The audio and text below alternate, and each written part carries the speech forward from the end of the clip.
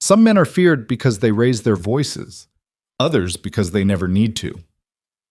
In the winter of 1847, Duke Cadric Ravenshade stood inside the private study of Blackthorne Keep while three of England's most powerful ministers begged him to reconsider a decision he had already made. He said nothing. He simply watched them unravel under the weight of his silence until one of them wept openly. That minister resigned the following morning. The other two never spoke Cadric's name again without lowering their voices first. What kind of man builds an empire on silence? What kind of woman walks directly into it without flinching? Stay with this story. The answer will cost you everything you believe about power, survival, and the dangerous territory between devotion and destruction. The study smelled of aged leather and cold stone. Rain battered the western windows of Blackthorne Keep with a fury that had been building since midday, and the fire in the massive hearth did nothing to soften the chill crawling through the room. Cadric Ravenshade stood behind his desk without sitting, his hands flat against the polished oak surface, his eyes tracking three men the way a predator tracks movement rather than individuals. Lord Pemberton had stopped speaking 40 seconds ago. His mouth still hung slightly open, as though words might rescue him if only he could locate the right ones. They would not. "You came to my house," Cadric said finally. His voice carried no anger, no volume. It traveled across the study like a blade laid flat against warm skin, not cutting, not yet. "You interrupted my evening. You wasted precisely 11 minutes of my patience explaining why I should protect a man who has been stealing from the Admiralty for 6 years. And now you are standing in my study expecting me to care about your discomfort." Lord Huxley, the eldest of the three, cleared his throat. "Your Grace, we are not asking you to protect him. We are asking you to delay. The scandal will damage the entire coalition if it breaks before the parliamentary session concludes." "The scandal will break," Cadric said, "when I decide it breaks." "Cadric, please." The use of his given name landed in the room like a dropped glass. Lord Pemberton visibly flinched. Even Huxley seemed to realize he had crossed a boundary that no title or seniority could excuse. Cadric tilted his head slightly, a micro-movement that somehow made the entire room feel smaller. "Say my name like that again," he said quietly, "and I will remind you why your family still holds land in Sussex. It is not because of your grandfather's legacy, Huxley. It is because I allowed it." Nobody spoke. Rain hammered the glass behind him. The fire cracked and settled lower. Cadric straightened. He pulled a folded document from inside the desk drawer and placed it on the surface between them without ceremony. "Admiral Graves will be removed from his post by Friday. His financial records have already been copied and delivered to the Lord Chancellor's office. If any of you attempt to interfere, I will assume you are complicit, and I will act accordingly." He paused. The silence stretched until it became its own form of violence. "Do you understand what accordingly means, gentlemen?" They understood. They left Blackthorne Keep within the hour, their carriages disappearing into the storm-blackened road that wound down from the cliffs like a scar across the countryside. Cadric watched from the window until the last lantern vanished. Then he poured himself a glass of whiskey, drank it standing, and returned to the correspondence he had been reading before they arrived. His hand was perfectly steady. His pulse had never elevated. Not once during the entire confrontation. This was not bravery. This was architecture. Cadric Ravenshade had spent 34 years constructing himself into something that did not require courage, because courage implied the possibility of fear. And fear was a luxury afforded to men who had something left to lose. He had lost everything worth losing before his 20th birthday. His father's gambling debts had consumed the original Ravenshade fortune. His mother's slow deterioration from laudanum dependency had erased whatever warmth the household once possessed. By the time both parents were dead and buried in the family plot overlooking the North Sea, Cadric inherited nothing but a crumbling estate, a title that carried debt instead of prestige, and the singular understanding that sentiment was the fastest path to ruin. He rebuilt the empire alone. Not through inheritance, not through marriage. Through sheer, calculated ruthlessness applied with surgical precision to every transaction, every alliance, every betrayal that crossed his path. Within a decade, Blackthorne Keep had been restored to its former dominance. Within 15 years, the Ravenshade name carried more political weight than half the royal cabinet combined. And throughout all of it, no woman had survived longer than a single London season beside him. Not because he was cruel to them, cruelty required emotional investment. Kedrick simply treated companionship the way he treated every other asset. It served a function, or it was discarded. The women who entered his life eventually realized that his attention was not affection. It was assessment, and once the assessment concluded, they found themselves gently, efficiently, irrevocably removed from his orbit. Society whispered about it endlessly. The drawing rooms of Mayfair buzzed with theories. Some said he was incapable of attachment. Others claimed he had loved once, and the experience had destroyed whatever softness remained in him. The truth was simpler and far more unsettling. Kedrick did not believe love existed outside of transaction. Every bond he had ever witnessed had been built on need, maintained through obligation, and dissolved the moment one party became inconvenient to the other. His parents had proven that. Parliament proved it daily. The entire aristocratic machinery of England operated on the fundamental principle that loyalty lasted exactly as long as it remained profitable. He simply refused to pretend otherwise. This was the man Lady Evelina Ward was delivered to on a Tuesday morning in late November, when the first frost had turned the grounds of Blackthorne Keep into something that resembled a battlefield frozen mid-carnage. She arrived in a hired carriage rather than a family coach. That detail alone told Kedrick everything he needed to know about the Ward family's financial situation before a single word was exchanged. Her gown was silver, well-made, but not extravagant. The kind of dress a woman chose when she wanted to appear composed rather than wealthy. Kedrick's steward, Mr. Graves, no relation to the doomed admiral, escorted her into the formal receiving room on the ground floor. Kedrick arrived 12 minutes late, deliberately. Punctuality in these situations conceded equal standing, and whatever this meeting produced, Lady Evelina Ward would understand from the first moment that standing was not something he shared. She was already seated when he entered, which surprised him. Most visitors stood when they heard his approaching footsteps. Some of them stood straighter. Some of them suddenly remembered urgent business elsewhere. Evelina Ward sat in the leather chair beside the unlit fireplace, with her hands folded in her lap, and her spine carrying a posture that did not bend toward deference. She was younger than he had expected. 23, according to the documents his solicitor had provided. Dark hair pinned simply. Eyes the color of winter river water. Clear, unreadable. Watching him the way he watched other people, and that realization hit Kedrick like a stone dropped into still water. She was studying him. Lady Ward, Your Grace. Your father's solicitor contacted mine regarding a financial arrangement, Kedrick said, remaining standing. He positioned himself near the window where the gray light fell across his shoulders, but left his face partially shadowed. A small theatricality he employed without thinking. I have reviewed the terms. Your family owes roughly £47,000 across 9 creditors, 4 of whom have already initiated legal proceedings. Your father's estate in Hertfordshire will be seized within the month, unless the debts are resolved immediately. He watched for the flinch, the tightening of the jaw, the downcast eyes that always accompanied financial humiliation among the aristocracy. None arrived. 49,000, Evelina corrected calmly. 2 additional creditors filed this week. Your solicitor's information is 11 days out of date. The silence that followed was entirely Kedrick's. He was not accustomed to being corrected inside his own home. He was even less accustomed to the correction being accurate. You track your family's debts personally, he said. It was not a question. Someone had to. Your father. My father stopped tracking anything useful the year my mother died.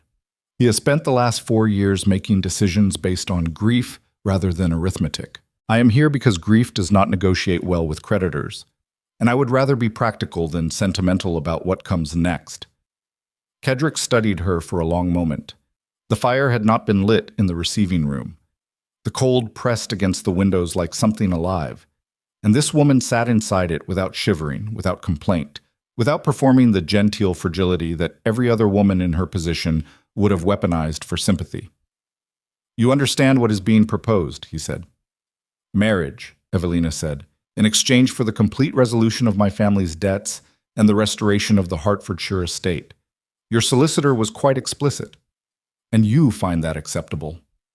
I find it preferable to watching my father drink himself to death in a debtor's prison. Acceptability is a luxury I stopped affording some time ago. Something shifted in Kedrick's chest.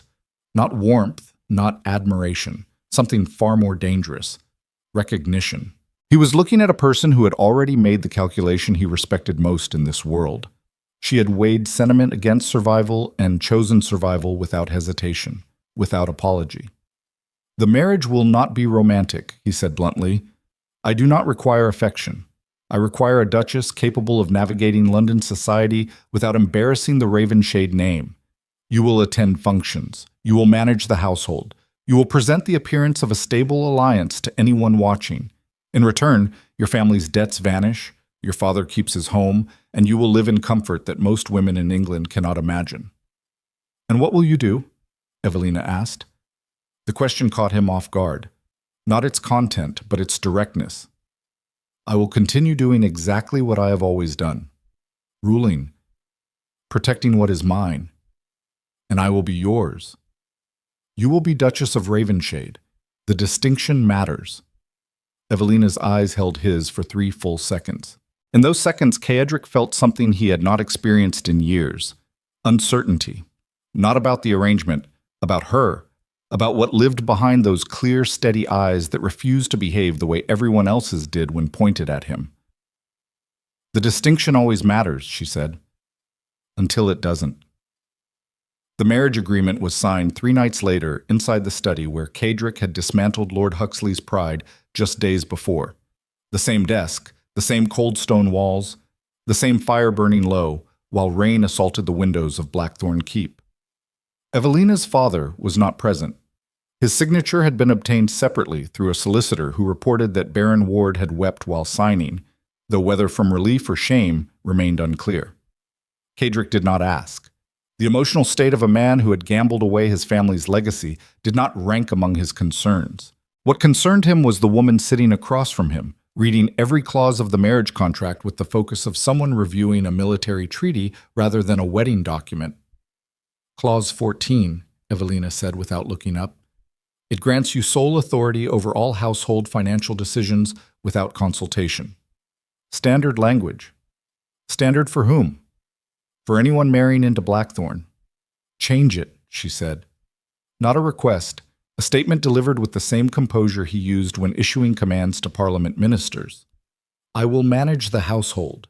If I am to manage it, I require access to the accounts. Anything less makes me a figurehead, and figureheads do not survive in fortresses, Your Grace. They decorate them until they become inconvenient." Kedrick leaned back in his chair. The leather creaked beneath his weight. He studied her the way he studied architectural plans before approving them, looking for the flaw. The weakness in the structure that would eventually cause it to fail. He could not find one. "You are negotiating with me inside my own home," he said. 3 days before you become my wife. Would you prefer I negotiate after, when you have already decided I am too manageable to challenge you?" The silence between them stretched tight as wire. Outside, thunder broke across the sky above Blackthorne Keep, rattling the old windows in their frames. Kedrick picked up the pen, struck through Clause 14, wrote a revised version in his own hand that granted the Duchess shared authority over household accounts with monthly review rights. He did not know why he did it. Concession was not a reflex he possessed. It had been trained out of him the same way sentiment had been trained out of him, through consequence and repetition and the relentless understanding that yielding invited destruction. Yet he yielded, and somewhere in the unreachable architecture of his mind, a hairline fracture appeared in a wall he had spent decades fortifying. The first weeks of Evelina's life inside Blackthorne Keep moved with the slow, suffocating precision of a siege. The household was enormous. 43 servants moved through the corridors like ghosts trained in choreography. Every meal appeared on time. Every room was maintained to standards that bordered on obsessive. The gardens were trimmed to geometric perfection despite the brutal coastal wind that tore at everything growing along the cliffs. But beneath the order lived something else entirely. Evelina felt it on her 3rd morning, walking through the eastern wing toward the library. 2 servants passed her in the corridor. They bowed. They smiled. And the moment they believed she was out of earshot, One whispered to the other with a voice tight enough to snap. The last one lasted 4 months. This one looks softer. Evelina kept walking. She did not turn. She did not react. She filed the information the way she had filed every piece of useful intelligence since her family's collapse began. Blackthorne Keep did not merely serve Duke Ravenshade. It feared him. And fear, she was learning, created a specific kind of ecosystem. One where loyalty was performed rather than felt. Where obedience substituted for trust. Where every person inside these walls was constantly calculating their proximity to danger and adjusting their behavior accordingly. She had grown up in a household governed by her father's weakness. She knew what that produced. Children who learned to manage chaos, servants who stole because oversight was absent, a mother who held everything together until her body simply stopped allowing it. This was different. This was a household governed by strength so absolute that it had eliminated every human impulse except compliance. And compliance without trust was not stability. It was a held breath waiting for the moment the hand around its throat released. Evelina understood this with the clarity of someone who had spent years watching systems fail. Her father's system failed through neglect. Caedric's would eventually fail through suffocation. She said nothing about this to the Duke, not because she feared his reaction, but because timing mattered more than truth in a fortress built on control. You did not challenge architecture by attacking the walls. You challenged it by finding the door nobody realized existed. 3 weeks after the wedding, Caedric summoned her to the study for the first time since the marriage contract was signed. It was late evening. The fire was built higher than usual, throwing harsh shadows across the bookshelves that lined the walls, floor to ceiling. Caedric stood near the window, whiskey in hand, his coat removed, his shirt sleeves rolled to the forearm in a rare concession to informality that somehow made him look more dangerous rather than less. "Lord Ashcroft," he said without preamble, "what did he say to you at dinner last Thursday?" The question landed precisely. Evelina recognized the technique. He was testing her recall, her observation, whether she had been paying attention to the political landscape or merely occupying space at his table. "He asked about the household renovation budget," Evelina said, "specifically whether you had allocated funds for the Southern Wing restoration. But what he actually wanted to know was whether you were overextended financially. He mentioned the renovation 3 times in slightly different phrasing. People only repeat a question that many times when the answer matters more than the conversation." Caedric's glass paused halfway to his mouth. He lowered it, slowly. "You caught that. I caught most things at that table. Lady Ashcroft spent the majority of dinner watching your interaction with Lord Pemberton, which suggests their interest in your finances is coordinated between the households. And the younger Ashcroft son drank 4 glasses of wine before the main course, which means either he is anxious by nature or he was told something before arriving that made him nervous." The study was silent except for the wind screaming along the cliffs outside. Caedric set his glass down on the desk. He looked at her with an expression she had not seen before. Not assessment, not the clinical evaluation he applied to everything around him. Something rawer, something that looked almost like a man discovering a weapon he did not know existed inside his own armory. "Who taught you to read people like that?" he asked. "Poverty," Evelina said. "When you cannot afford to be wrong about someone's intentions, you learn to read them before they finish their first sentence." Oh, most people never learn that regardless of their circumstances. Most people are not raised by a father whose charm was the only thing standing between their family and the street. You learn to distinguish between sincerity and performance very quickly when your survival depends on knowing which version of your parent walked through the door each evening. The fire popped. Sparks spiraled upward into the blackened chimney. Caedric crossed the room. Not toward her, past her. He stopped at the bookshelf near the door and pulled a leather-bound ledger from between 2 volumes of parliamentary records. "Lady Celestine Vale," he said, placing the ledger on the desk between them. "Former political ally, current adversary. She has been organizing a network of minor nobles to undermine Blackthorne's influence in the House of Lords for approximately 7 months. This ledger contains the financial evidence." Evelina looked at the ledger, then at Caedric. "Why are you showing me this?" "Because I need someone inside the social machinery who can operate without being detected as my instrument. The nobles watch me. They do not yet watch you. That advantage will not last long. You want me to spy for you. I want you to survive for me." His voice dropped half a register, not softer, heavier. "Celestine Vale does not target political positions, Evelina. She targets people. She finds what they protect and she destroys it publicly. If she discovers that you are anything more than a financial arrangement to me, she will make you her primary objective." "Anything more than a financial arrangement?" Evelina repeated. "Is that what I am?" The question hung in the cold air between them like smoke. Kedrick's jaw tightened, a nearly invisible movement that most people would have missed entirely. Evelina did not miss it. She watched the muscle flex once beneath the sharp line of his face and understood that she had just asked a question the Duke of Ravenshade was not equipped to answer honestly. "You are the Duchess of Blackthorne," he said finally. "That makes you a target regardless of what you are to me personally." "That is not an answer. It is the only answer that keeps you safe." He held her gaze. The fire threw light across the angles of his face, illuminating something beneath the discipline and the ruthlessness that he clearly did not want seen. Not vulnerability. Something worse. Awareness. The terrible recognition that he had already begun caring about this woman's survival in a way that exceeded strategy. And caring, in Kedrick Ravenshade's world, was the first symptom of catastrophe. Evelina took the ledger from the desk. She held it against her chest and met his eyes without flinching. "If Celestine Vale wants to make me her objective," she said, "then she should understand something about the women who grew up watching their families burn." She paused. The wind howled against the windows of Blackthorne Keep. "We do not run from fire, Your Grace. We learned how to breathe inside it."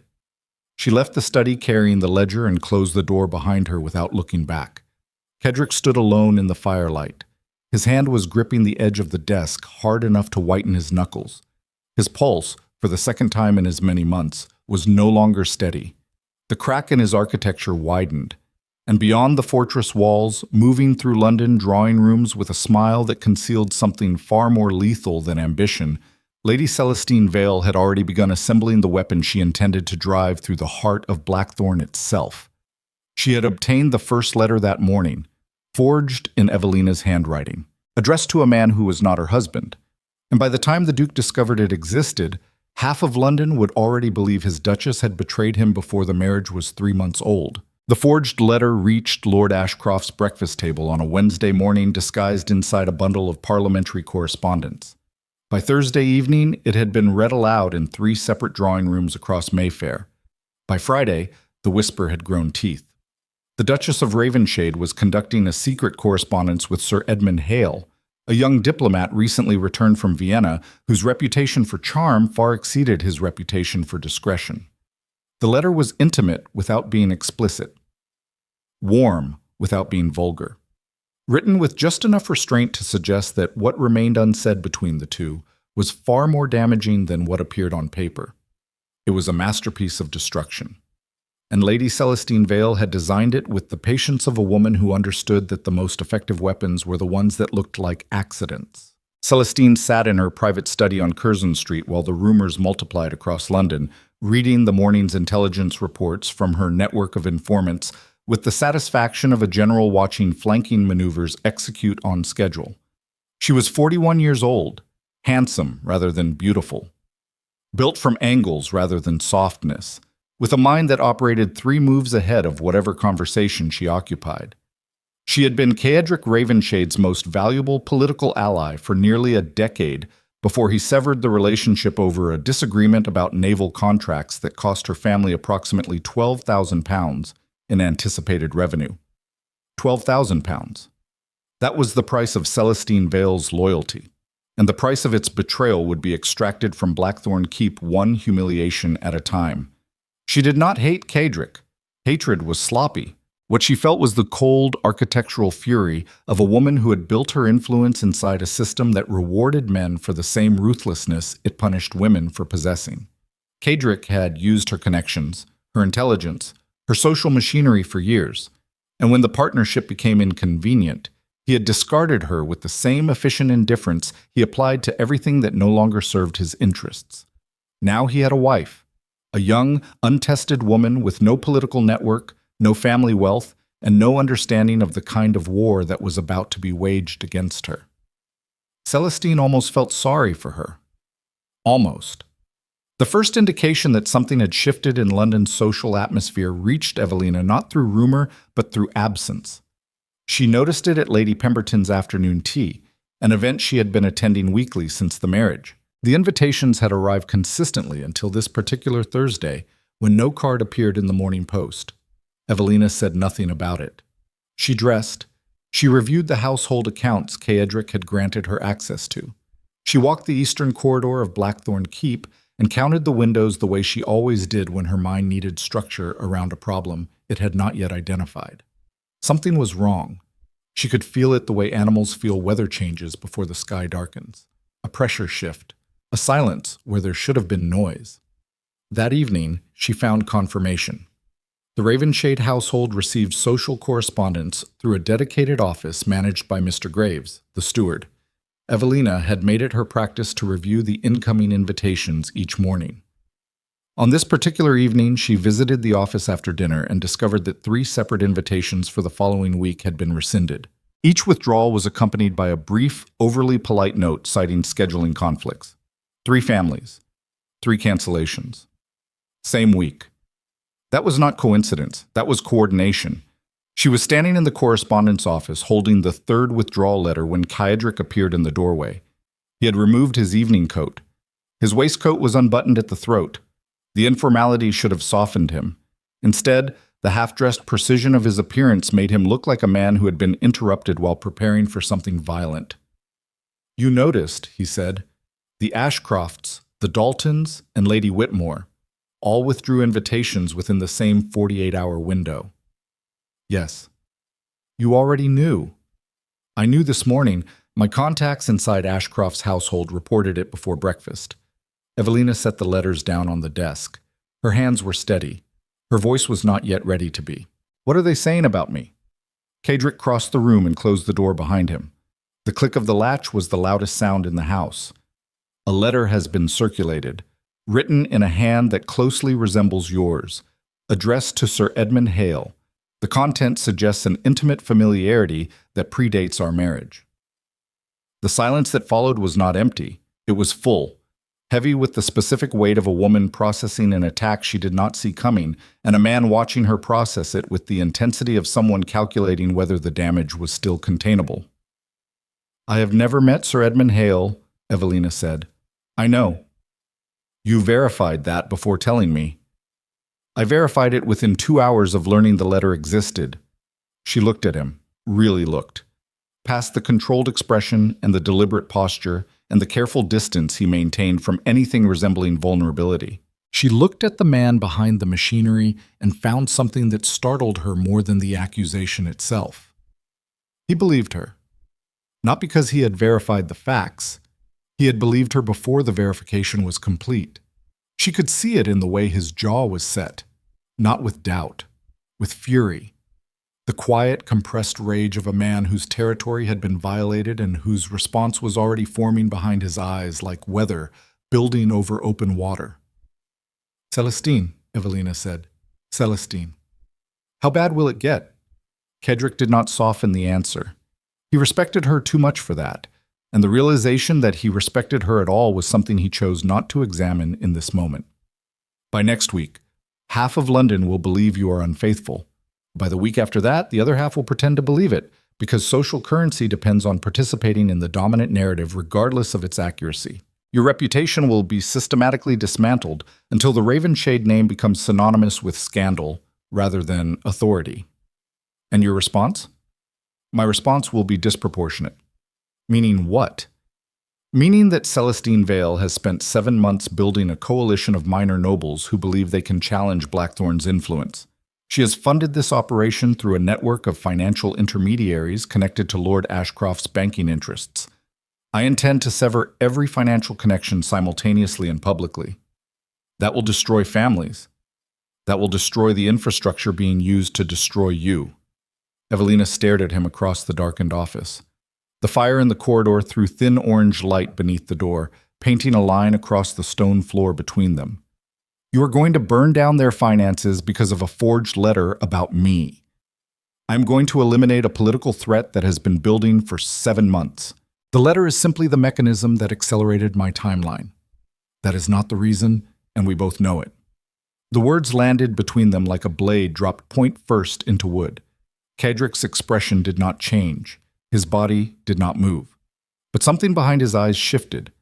A door opening half an inch in a room he kept permanently locked. "The reason," he said slowly, "is irrelevant to the outcome. The reason is the only thing that matters, and you are terrified of that." He took a single step toward her. Not aggressive, not gentle, deliberate. The movement of a man who is accustomed to controlling every variable in his environment, encountering one he could not. "What I am," Kedrick said, his voice dropping to the register that made Parliament ministers go pale, "is focused on protecting this house. If you interpret that as something personal, you are welcome to, but do not expect me to confirm it.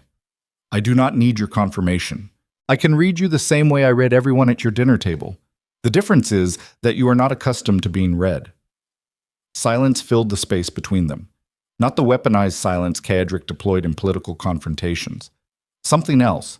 Something that vibrated with the specific tension of two people standing on the edge of an admission that neither was ready to survive.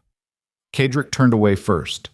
It was the closest thing to retreat she had ever seen from him. "Stay inside Blackthorne for the next week," he said without looking at her. "Do not attend any social functions. Do not respond to any correspondence without my review." "You are isolating me." "I am protecting you." "Those are the same thing if you are not careful." He stopped at the door. His hand was on the handle. His knuckles were white. "I am never careful," he said. "I am precise. There is a difference." He left. The door closed, and Evelina stood alone in the correspondence office, listening to his footsteps fade down the stone corridor, understanding with absolute clarity that the Duke of Ravenshade was fighting a war on two fronts simultaneously, one against Celestine Vale and the political machinery moving against Blackthorne, and one against himself, against the fracture spreading through the architecture of his isolation, against the terrifying possibility that the woman he had married for strategic convenience had become the single most dangerous liability in his empire. Not because she was weak, because she made him weak. And Kedrick Ravenshade had built his entire existence on the principle that weakness was extinction. The counterattack began 72 hours later. Lord Ashcroft arrived at his banking offices on Threadneedle Street to find 3 of his largest accounts frozen by order of the Lord Chancellor's Financial Review Board. The review had been initiated by evidence provided anonymously to the Chancellor's office. Evidence that detailed irregular transactions between Ashcroft's bank and several foreign entities whose legitimacy was, at best, questionable. The same morning, 2 minor nobles connected to Celestine's coalition received notices from the Inland Revenue demanding immediate audits of their estate finances. A third discovered that his application for a diplomatic posting to Paris had been denied without explanation. By noon, the coalition was hemorrhaging. Celestine Vale received the news in her study with the composure of a woman who had anticipated retaliation. She had not anticipated its speed, or its breadth, or the surgical precision with which every financial connection in her network was being severed simultaneously, as though Kedrick Ravenshade had mapped the entire structure months before she launched her attack and had been waiting for the provocation to justify its destruction, which, she realized with a cold settling in her stomach, was exactly what had happened. She had been played. Not outmaneuvered, played. The Duke had known about her coalition for months. He had watched it grow. He had cataloged its connections. And he had allowed it to continue because a conspiracy that believed it was operating in secret was far easier to monitor than one that knew it was being watched. The forged letter had not caught him off guard. It had given him permission. Celestine sat very still in her chair for a long time after reaching this conclusion. The fire in her study burned low. The afternoon light faded to gray through the tall windows, and she understood, with the specific clarity that comes only to people who have miscalculated catastrophically, that she had underestimated not just the Duke's resources, but his patience. Patience was the most dangerous weapon in politics. Men who reacted quickly could be baited. Men who waited could not. But Celestine Vale had not survived 14 years in London's political machinery by surrendering after the first counterattack. She had lost the financial infrastructure. Fine. Money could be rebuilt. Alliances could be reformed. What could not be rebuilt was reputation, and the forged letter was still circulating through London's drawing rooms, regardless of what happened to Lord Ashcroft's banking accounts. She needed to escalate, not the financial war. That front was lost. She needed to escalate the personal destruction, and that required something the letter alone could not provide. She needed a witness, someone credible, someone sympathetic, someone who could stand before London society and testify with convincing emotion that they had personally observed the Duchess of Ravenshade in compromising circumstances with Sir Edmund Hale. Celestine opened her desk drawer and removed a list of names she had been assembling for exactly this contingency.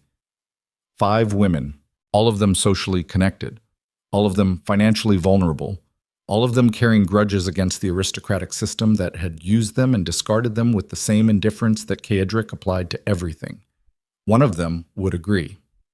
The compensation would be generous, the coaching would be thorough, and by the time the testimony reached the right ears, it would not matter whether it was true. It would matter that it was believed. Inside Blackthorne Keep, the week of isolation pressed against Evelina like a physical weight. She reviewed the household accounts. She walked the corridors. She studied the ledger Ceadric had given her containing Celestine's financial network and memorized every name, every transaction, every connection until the information lived inside her the way music lives inside a performer who no longer needs the sheet. On the 4th day, she broke the Duke's instructions, not carelessly, deliberately. She sent a handwritten invitation to Lady Margaret Crane, a minor noble who had been among Celestine's outer circle, but whose family connections to the Ravenshade household predated the current conflict by 2 generations. Margaret Crane was 63 years old, sharp-tongued, politically aware, and famous for a loyalty to accuracy that made her simultaneously invaluable and insufferable at dinner parties. She was also the only person in Celestine's network who had not yet committed to the conspiracy publicly, which meant she was either cautious or conflicted. Either quality could be useful. Margaret arrived at Blackthorne Keep on a cold afternoon with the expression of a woman who expected to be interrogated and intended to enjoy it. "Your Grace," she said, settling into the chair Evelina offered in the small drawing room, "I assume this is not about needlework. I need to understand what is being said about me in rooms I am no longer invited to. Direct? Good. I detest women who approach warfare through euphemism." Margaret accepted the tea Evelina poured and held it without drinking. "What is being said is that you are conducting an affair with Sir Edmund Hale, that you have been corresponding with him since before your marriage, that your union with the Duke is a financial arrangement that you are exploiting while pursuing romantic interests elsewhere. None of that is true." "I did not say it was true. I said it was being said. In London society, those are 2 entirely different currencies, and the second one trades at a significantly higher value." Evelina sat across from her. She did not reach for her own tea. She kept her hands visible and still. A deliberate choice. You did not fidget in front of a woman who read body language the way scholars read texts. "You know Celestine Vale?" "I have known Celestine for 20 years. She was brilliant before she was bitter, and she is considerably more dangerous now that she is both." "Will she stop?" Margaret Crane set her teacup down with the precise movement of a woman placing a chess piece. "Celestine does not stop. She adapts. Your husband severed her financial network this week, quite effectively. But Celestine's real weapon has never been money. It has been narrative. She understands that in this society, the story people believe about you matters infinitely more than the truth. And right now, the story she is writing about you is more compelling than anything you or the Duke have offered as an alternative." "What alternative would work?" "The only one that ever works against a false narrative. A true one that is more interesting." Evelina studied the older woman. Margaret's eyes were bright with the particular intensity of someone who had been waiting for someone to ask the right question. "You came here prepared to help me," Evelina said. "You made that decision before you walked through the door." "I made that decision the moment I received your invitation, because it told me something about you that Celestine has apparently failed to recognize." "What is that?" "You are fighting back, not through your husband, not through his resources, through your own judgment." Margaret leaned forward slightly. "The women Celestine destroys are the ones who wait for their husbands to save them. You are not waiting. That makes you worth supporting. The alliance formed in the quiet of that drawing room without signatures or witnesses. Margaret Crane possessed something more valuable than money or political connections. She possessed credibility. 20 years of truthfulness so rigid that London society trusted her assessments the way merchants trusted the gold standard. If Margaret Crane publicly vouched for the Duchess of Ravenshade, the narrative would fracture. Not immediately, not completely, but enough to create doubt. And doubt was the only weapon that could neutralize belief. 2 nights later, Ceadric discovered what Evelina had done. He found the correspondence on her writing desk. Margaret Crane's response letter. The language was careful but unmistakable. An alliance had been formed without his knowledge, without his approval, inside the isolation he had specifically created to prevent exactly this kind of independent action. Evelina was reading in the library when he appeared. She looked up from her book and saw it immediately. Not anger. Something colder than anger.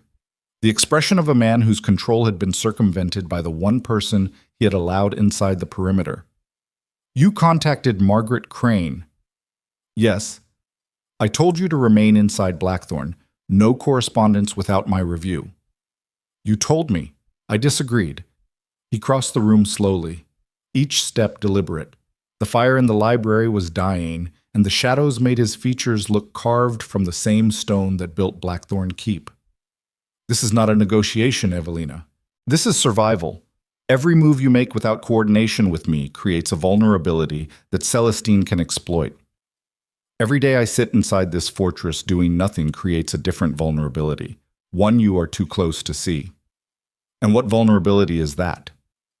Passivity. Celestine is not attacking my actions. She is attacking my character, and character cannot be defended by someone else. It can only be defended by the person who owns it. He stopped 3 feet from her, close enough that she could see the pulse point in his neck working faster than his voice suggested. You are making yourself a target. I was already a target. The difference is that now I am a target who is shooting back. Ceadric's hand gripped the back of the nearest chair. The leather groaned under his fingers. She watched the war happening behind his eyes.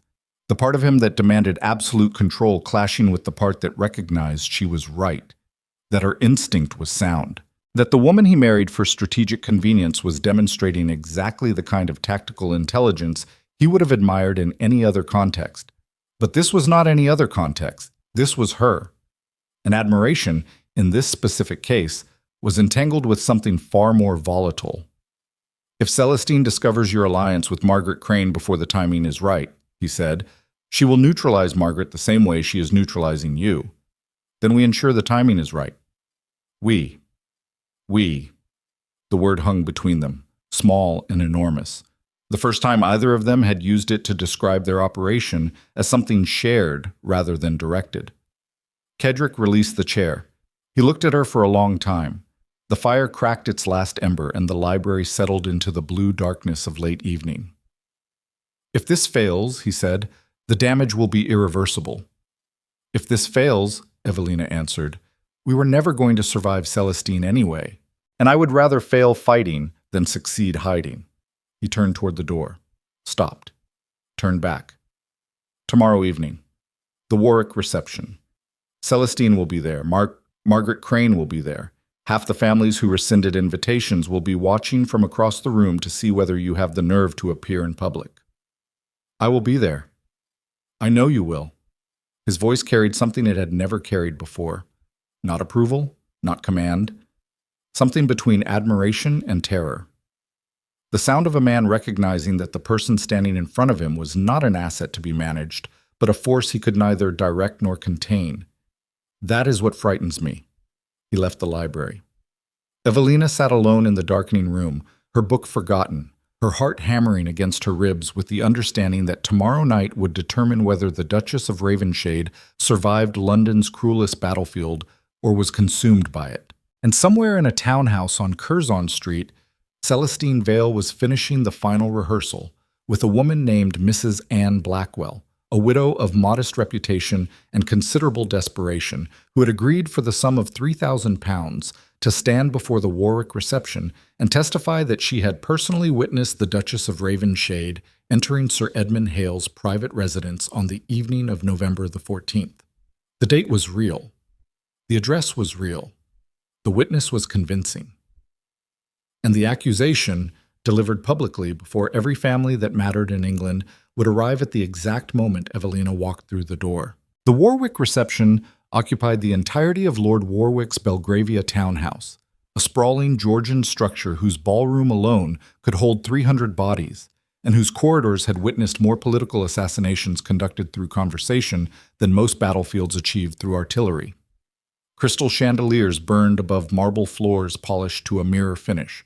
Orchestral strings competed with the low hum of voices sharpened by champagne and calculation. The cream of London society moved through the rooms in choreographed clusters, each group positioned with the deliberate precision of military formations awaiting engagement. Evelina arrived at 9:14. Kedrick walked beside her. His black evening coat was cut to military specification, the fabric so precisely tailored that it eliminated any softness from his frame and left only angles and authority. His hand rested at the small of her back, not affectionately, territorially. A signal broadcast to every pair of eyes in the room that whatever they had heard, whatever they believed, whatever they intended to do with the information circulating through their drawing rooms for the past 2 weeks, the Duke of Ravenshade was standing exactly where he chose to stand, beside her. The room noticed. Conversations faltered mid-syllable. Champagne glasses paused halfway to mouths. Lady Dalton turned her entire body away with the exaggerated discretion of someone desperate to be observed not looking. Lord Ashcroft, whose banking accounts were still frozen and whose complexion had aged 10 years in the past week, stared from across the ballroom with the hollow expression of a man watching the instrument of his destruction walk through the door in a silver gown. Evelina felt every gaze. She catalogued them the way she catalogued everything. Who looked and then away quickly, the cowards. Who held eye contact, the curious. Who smiled with teeth that carried no warmth, the predators waiting to see which direction the blood flowed before choosing sides. Margaret Crane was positioned near the eastern windows, holding a glass of wine she had not touched, her silver hair pinned with the severity of a woman who considered vanity an intellectual failure. She caught Evelina's eye across the room and gave a nod so slight that anyone watching would have mistaken it for a muscle spasm. The nod meant she was ready. The plan was precise. Margaret would circulate through the reception, dropping carefully constructed observations about the forged letters' inconsistencies. Not accusations, not defenses. Observations. The handwriting analysis, the timeline impossibilities. The fact that Sir Edmund Hale had been verifiably in Brussels on the date the letter claimed he received correspondence in London. Each observation would be delivered casually, as though Margaret were simply being her famously accurate self rather than executing a coordinated campaign to dismantle a false narrative from the inside. It was a good plan. Surgical, patient, designed to create enough doubt among the undecided families that the accusation would lose momentum before it calcified into accepted truth. It lasted exactly 23 minutes. Evelina was speaking with Lady Hargrove near the refreshment tables when the room shifted. Not gradually, all at once. The way an orchestra stops when the conductor drops his baton. Conversations died in concentric rings spreading outward from the main entrance, and Evelina turned to see what had silenced 300 of London's most relentlessly verbal aristocrats. A woman stood in the doorway, mid-40s, dressed in dark blue, modest but respectable. Her face carried the particular exhaustion of someone who had rehearsed courage until it resembled the real thing closely enough to pass inspection. She was trembling, slightly, just enough to make her look sympathetic rather than unstable. Mrs. Anne Blackwell. Evelina did not know the name yet. She knew only what she could read from across the room. A woman who was afraid. A woman who had been positioned deliberately at the entrance for maximum visibility. A woman who was about to speak. And standing 6 feet behind her, half concealed by the doorway's shadow, Lady Celestine Vale watched with the patient satisfaction of someone pressing the detonator on a charge she had spent weeks burying. Mrs. Blackwell's voice was not loud. It did not need to be. The silence was already complete. "I am sorry to intrude," she said, and the tremor in her voice was perfect. Not too much, not performed. The exact frequency of genuine distress calibrated to trigger sympathy in every person listening. "But I cannot carry this any longer. I have information regarding the Duchess of Ravenshade that I believe this company deserves to hear." The ballroom held its breath. Cadrick's hand tightened against Evelina's back. She felt his fingers press harder into the fabric of her gown, not guiding her, anchoring himself. The instinct of a man whose control systems were receiving data that did not match any scenario he had prepared for. This was not in the plan, not in his plan, not in Evelina's. A living witness delivering testimony in public was an escalation that transformed the forged letter from a rumor into an event. Rumors could be eroded through doubt. Events became permanent the moment they were witnessed. Mrs. Blackwell stepped further into the ballroom. Her hands were clasped in front of her. Her eyes were wet, every detail immaculate. "On the evening of November the 14th, she said, "I was visiting a friend on Harley Street. As I departed, I observed a woman entering the private residence of Sir Edmund Hale through the side entrance. She was accompanied by no servant, no chaperone. She remained inside for over 2 hours." The room was vibrating now, 300 people processing the same information simultaneously, each one calculating its implications for their own position before its moral dimensions even registered. "I did not recognize the woman at the time," Mrs. Blackwell continued. "But when I later saw the Duchess of Ravenshade at a public function, I recognized her immediately. She was the woman I saw entering Sir Edmund Hale's residence." The detonation was silent. No explosion, no dramatic gasp from the crowd. Just the slow, lethal spread of certainty across 300 faces as the accusation landed with the weight of eyewitness testimony delivered by a woman who appeared to gain nothing from lying. Celestine Vale had engineered it perfectly. The witness was sympathetic. The details were specific. The emotion was calibrated. And the timing, arriving at the exact moment the Duchess appeared in public for the first time since the rumors began, transformed the reception into a trial. Evelina stood completely still. The champagne glass in her hand remained level. Her breathing was controlled. But inside the architecture of her composure, something was fracturing at a speed she could not arrest. Not because she was guilty, because guilt was irrelevant in this room. What mattered was performance.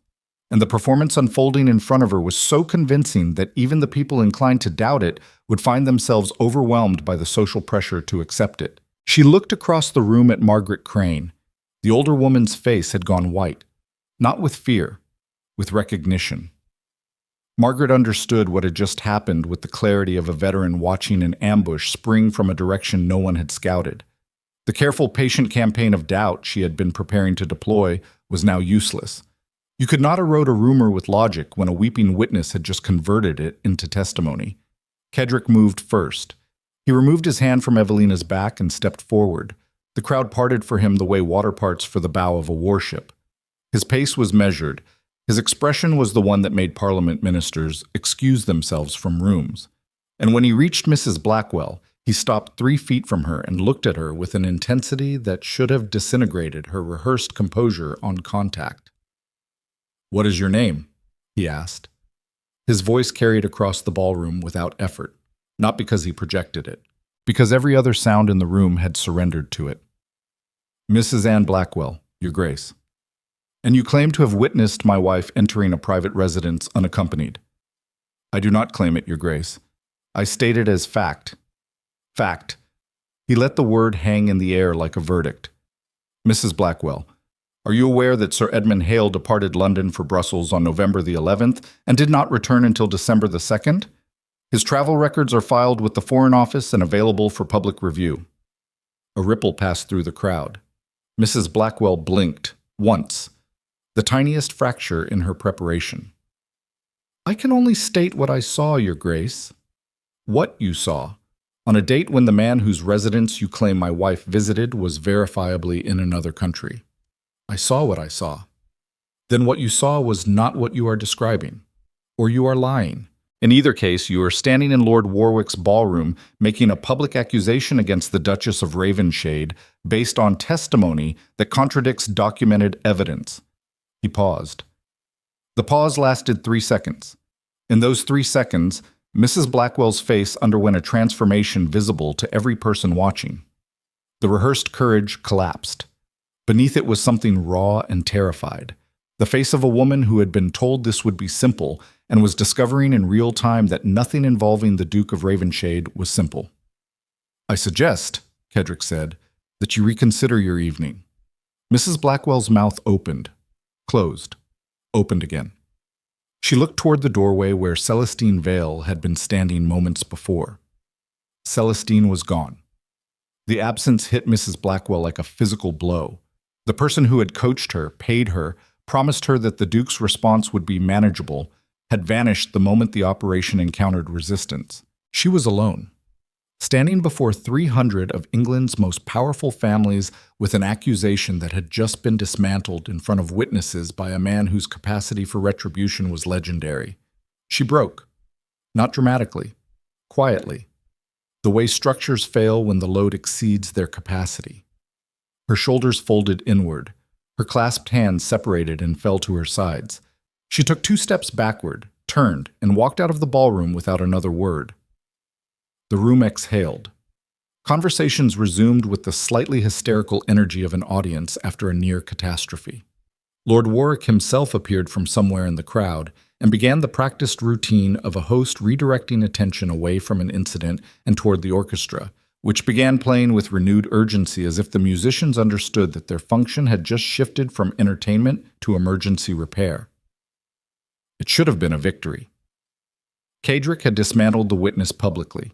The timeline contradiction had exposed the accusation as fabricated. Mrs. Blackwell's collapse had been visible to every person in attendance.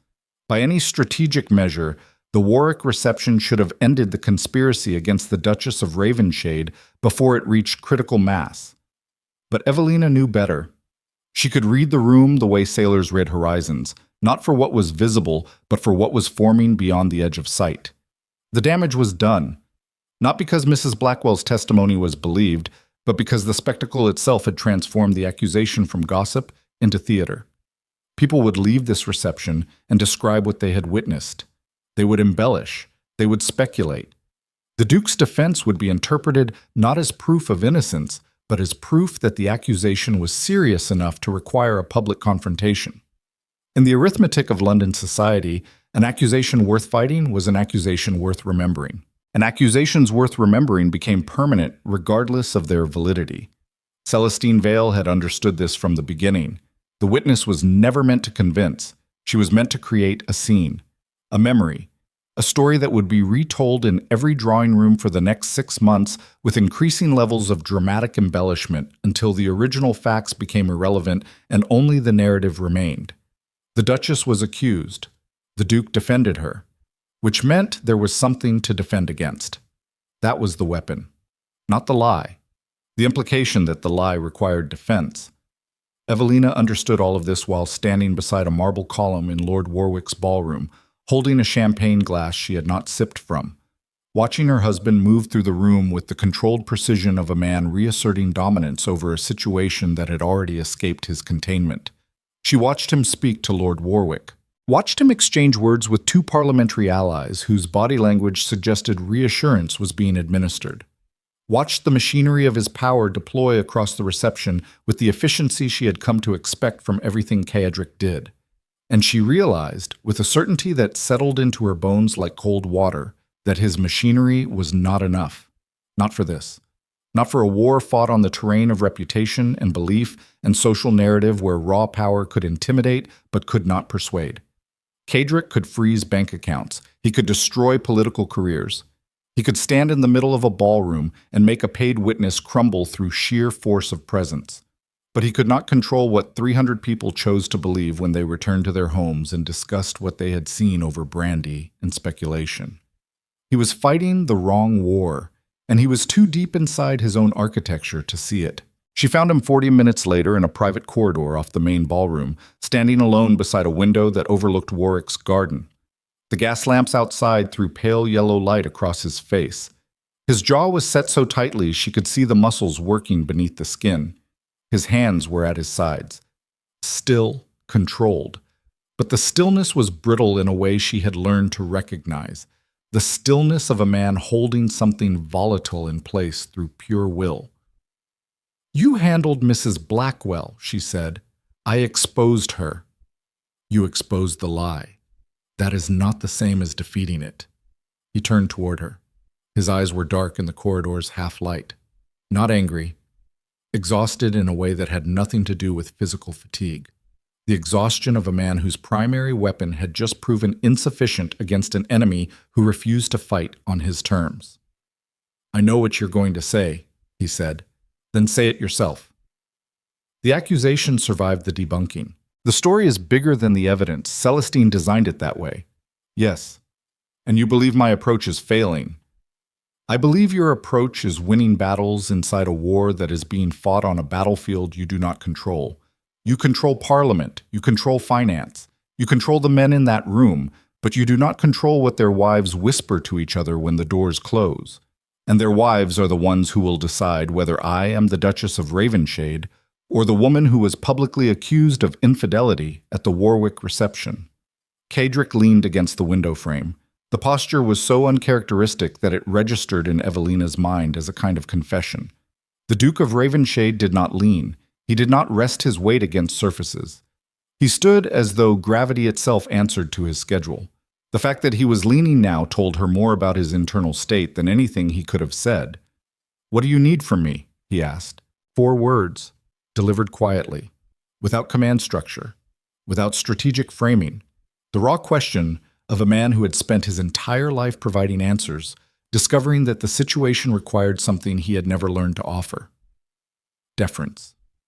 "I need you to do something that will feel like dying," Evelina said. "Name it." "I need you to stop protecting me." The silence in the corridor was absolute. Outside, the muffled sounds of the reception continued.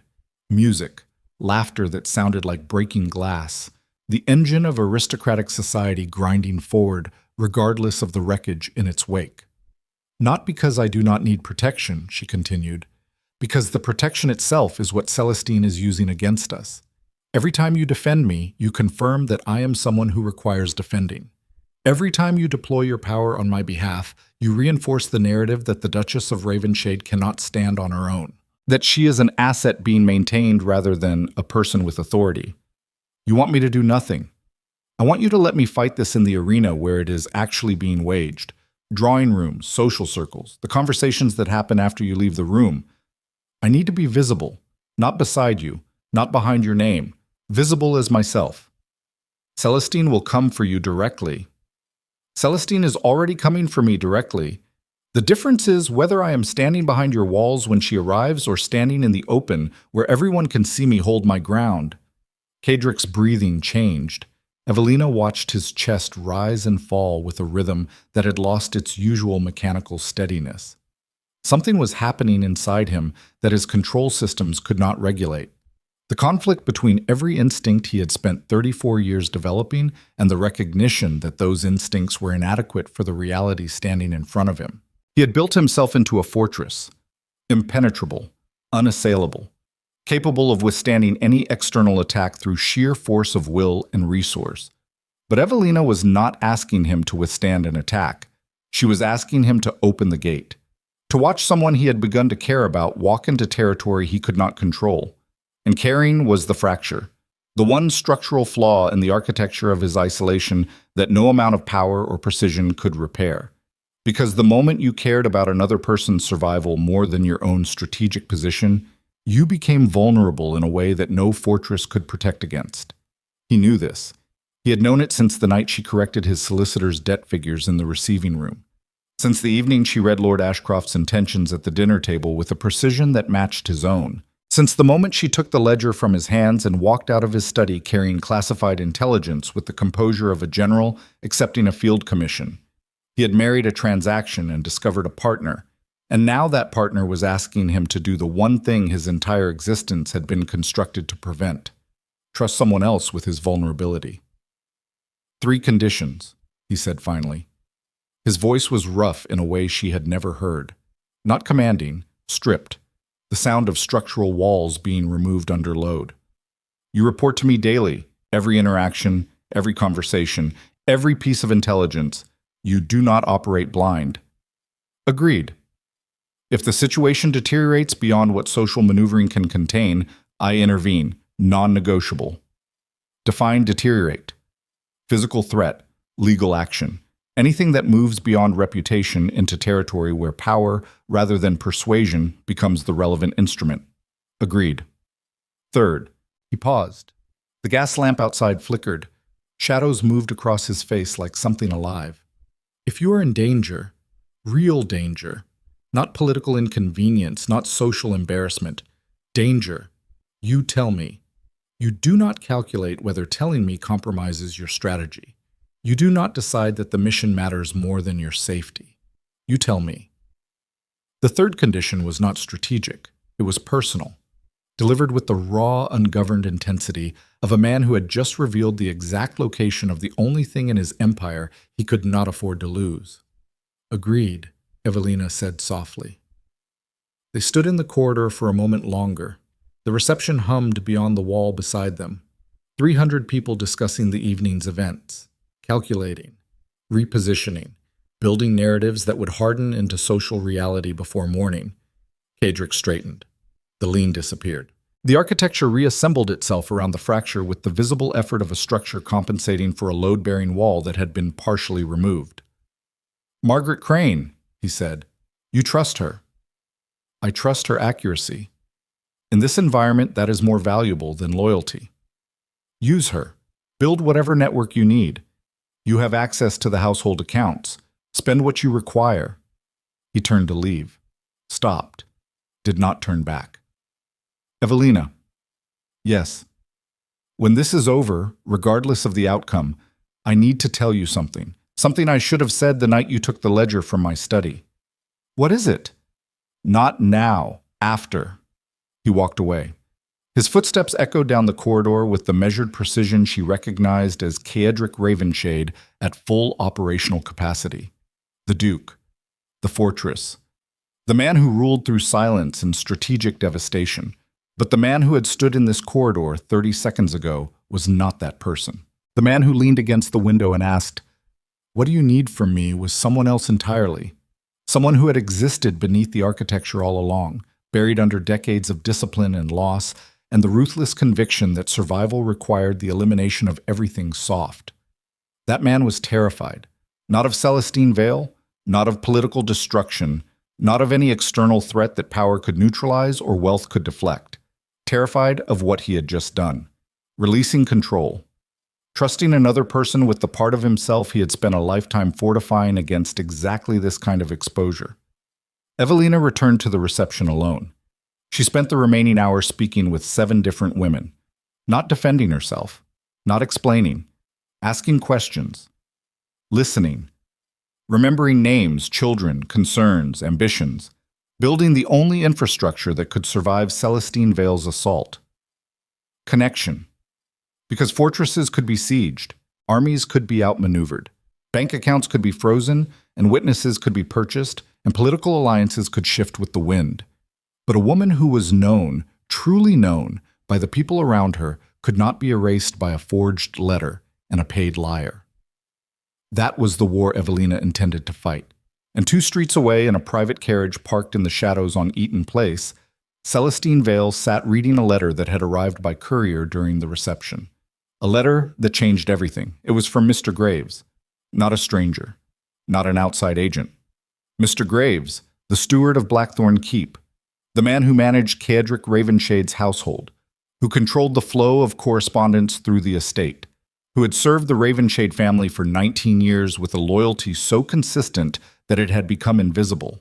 The letter was brief, 3 lines, offering information about the Duke's private financial vulnerabilities in exchange for a guarantee of protection when the conspiracy reached its conclusion. The betrayal was not coming from outside the walls. It had been living inside Blackthorne Keep from the very beginning, and by the time Kedrick and Evelina discovered who had been feeding Celestine Vale the intelligence she needed to construct her attacks with such surgical accuracy, the person they trusted most with the daily machinery of their lives would have already opened every gate in the fortress from the inside. The discovery came not through investigation, but through accident, which was the cruelest part. Evelina had been reviewing the household correspondence ledger at 6:30 on a Wednesday morning, 2 weeks after the Warwick reception, when she noticed a discrepancy so minor that anyone less practiced in the arithmetic of survival would have dismissed it entirely. A single outgoing letter logged on November the 9th, addressed to a linen supplier in Southwark, posted during the hours when Mr. Graves typically managed the evening correspondence alone. The supplier's address matched no vendor in Blackthorne's procurement records. She checked twice, 3 times. Then she cross-referenced the address against the intelligence files Kaedric had given her from Celestine Vale's financial network. The address belonged to a private postal box registered under the name of one of Celestine's intermediaries. Evelina sat very still at the correspondence desk. The morning light through the eastern windows was gray and thin. The fire had not been lit yet. The stone walls of Blackthorne Keep pressed inward with their usual weight. But this morning the weight felt different, personal, as though the building itself had shifted its allegiance while she slept. Mr. Graves, 19 years of service, the man who managed every letter entering and leaving this fortress, every invitation, every piece of intelligence, every document that passed through Kaedric's study had first passed through Graves's hands. He knew the schedules. He knew the financial arrangements. He knew when Kaedric was vulnerable and when Evelina was alone and exactly which doors were locked and which were left open because the Duke trusted his steward the way a general trusts the ground beneath his feet. You do not suspect the ground, not until it opens. She found 3 more discrepancies within the hour. 3 more letters logged to addresses that connected through 1 or 2 intermediary steps to Celestine Vale's network. Each letter had been sent during windows when Graves managed the correspondence office alone. Each was disguised inside routine household business. The camouflage was elegant, professional. The work of a man who understood exactly how the Duke's surveillance systems operated because he had helped build them. Evelina did not confront Graves. She did not tell Kaedric. Not yet. Instead, she closed the ledger, returned it to its shelf, and walked to the library where she sat in the leather chair beside the unlit fireplace and forced herself to think with the specific cold-blooded clarity that the situation demanded. Telling Kaedric immediately was the obvious move. It was also potentially the wrong one. Kaedric's response to betrayal was not measured. It was absolute. He would remove Graves within the hour, and the removal would be visible, and visibility would alert Celestine that her inside source had been compromised. Celestine would adapt. She would bury whatever remaining operations depended on Graves's intelligence, and the trail would go cold. But if Graves remained in place, if Graves continued to believe he was undetected, then the channel between Blackthorne Keep and Celestine Vale became something far more valuable than a vulnerability. It became a weapon. Evelina could feed false intelligence through Graves directly into Celestine's operation. She could control the information flow. She could transform the traitor into a conduit for precisely the narrative she needed Celestine to believe. The plan formed with the ruthless logic of a woman who had spent her childhood watching systems fail and her adulthood learning to build better ones. She would need Margaret Crane's help with the social architecture. She would need access to Kaedric's financial records to construct believable false documents. And she would need to keep the Duke in the dark for long enough to set the mechanism in motion before his instinct for immediate retaliation destroyed the opportunity. That last part was the most dangerous, not because Kaedric would punish her for acting independently, because keeping a secret from the Duke of Ravenshade inside his own fortress required operating at a level of deception she was not certain she possessed. She possessed it. For 6 days, Evelina ran a parallel intelligence operation inside Blackthorne Keep without the Duke's knowledge. She met with Margaret Crane twice, both times in locations outside the estate where Graves's surveillance could not reach. She constructed 3 false documents suggesting that the Duke was preparing to withdraw from his parliamentary coalition over a fabricated disagreement about trade policy. She planted these documents in locations where Graves would find them during his routine management of the study. On the 3rd day, Graves found the first document. By the 4th day, Celestine Vale had adjusted her strategy based on intelligence that did not exist. On the 6th day, Evelina told Kaedric everything. She chose the study. Late evening, fire burning high, the same room where he had shown her the Celestine ledger, the same desk where their marriage contract had been signed. She chose it deliberately because this room was where Kaedric operated at his most controlled, and control was what he would need most when she finished speaking. He listened without interrupting. His face did not change expression. His body did not move. He stood behind his desk with his hands flat against the oak surface, in exactly the posture she had seen him use when receiving intelligence that required immediate strategic response rather than emotional reaction. When she finished, the silence lasted 11 seconds. She counted. "Graves," he said. "Yes." 19 years. "Yes." "You discovered this 6 days ago." "Yes." "And you chose not to tell me." "I chose to use the discovery before alerting you because alerting you would have triggered an immediate response that would have eliminated the strategic advantage. You made that calculation without consulting me. I made that calculation because consulting you would have compromised it." His hands pressed harder against the desk. She watched the tendons in his forearms tighten beneath the rolled shirt sleeves. The fire cracked. Wind screamed along the cliffs outside. And inside the study, a man who had built his entire existence on the absolute certainty that he controlled every variable in his environment was processing the simultaneous realization that his most trusted servant had betrayed him and his wife had outmaneuvered him. "You ran an intelligence operation inside my house," he said, "without my knowledge, for 6 days. I ran it inside our house, and it worked." "That is not the point." "It is exactly the point. Celestine has been operating on false intelligence for 4 days. She has adjusted her parliamentary strategy based on a trade policy disagreement that does not exist. When she moves against you publicly using that information, and she will because she cannot resist a perceived vulnerability, the information will be provably false. Every member of her coalition will know she was fed fabricated intelligence. Her credibility as an operator will be destroyed from the inside." Kedrick stared at her. The fire threw shadows across the planes of his face, and for the first time since she had known him, she saw something in his expression that defied categorization. Not anger, not admiration. Something that lived in the territory between those two states where a man discovers that the person standing across from him is operating at his own level, and the discovery is simultaneously the most attractive and most terrifying thing he has ever experienced. "You used my steward as a weapon," he said. "I used your traitor as a weapon. There is a difference. And if you had been caught, if Graves had noticed the planted documents were false, if Celestine had tested the intelligence before acting on it, then I would have been exposed and the operation would have failed and you would have handled Graves your way. The downside was reversion to your original position. The upside was the complete destruction of Celestine's credibility. The risk calculation was favorable."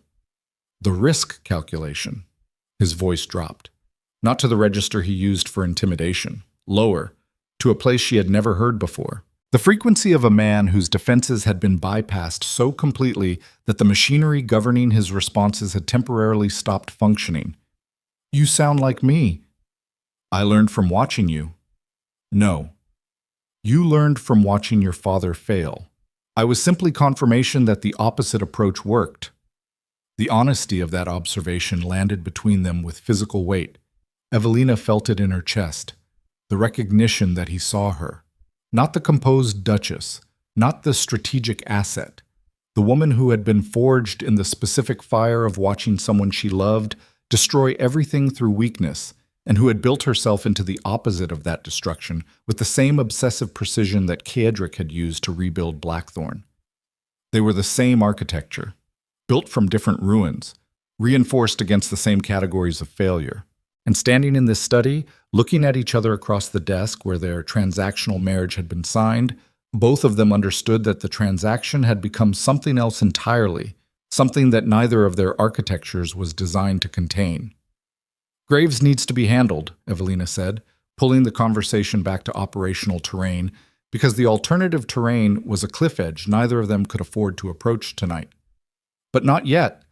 Not until Celestine commits to the false intelligence publicly. We need her to overextend before we sever the connection." "How long?" "Days. She is preparing something for the parliamentary session on Friday. Margaret's contacts confirm she intends to use the trade policy information to rally her coalition for a public challenge to your position in the House of Lords. And when she does, the information collapses." And her coalition collapses with it. Every member who supported her based on intelligence she provided will know she either lied to them or was manipulated. Either conclusion destroys her authority. Kadrick picked up his glass. He did not drink. He held it and looked through the amber liquid at the fire beyond it, as though reading something written in the distortion of light through whiskey. Friday, he said. Friday. And Graves? After. He set the glass down, untouched. Together, he said. Together. The word settled between them, the same word that had shifted something in the library weeks ago. But this time it carried weight it had not carried before, not the weight of tactical coordination, the weight of two people who had built separate fortresses discovering that the only survivable architecture was a shared one. Friday arrived with the kind of bitter December cold that turned London into a machine operating on ice and obligation. Parliament convened at 11. The House of Lords chamber filled with men wearing the expressions of people who expected to witness something significant without yet knowing what form it would take. Kedrick took his seat on the government benches with the deliberate composure of a man who knew exactly what was coming and had positioned every variable in his environment to exploit it. Celestine Vale's coalition made their move at noon. Lord Hartwell, a minor noble with more ambition than intelligence, who served as Celestine's parliamentary proxy, rose to address the chamber with a speech that had clearly been written by someone considerably sharper than himself. He spoke for 14 minutes about trade policy, about the Duke of Ravenshade's rumored intention to withdraw support from the government's maritime commerce bill, about fractures within the coalition that suggested Blackthorne's influence was weakening. Every claim was built on the false intelligence Evelina had planted through Graves. Kedrick listened without expression. When Hartwell finished, the Duke rose. "Lord Hartwell," he said, and his voice filled the chamber the way cold fills an empty room, occupying every space without apparent effort. "Everything you have just described is fiction. The trade policy disagreement you referenced does not exist.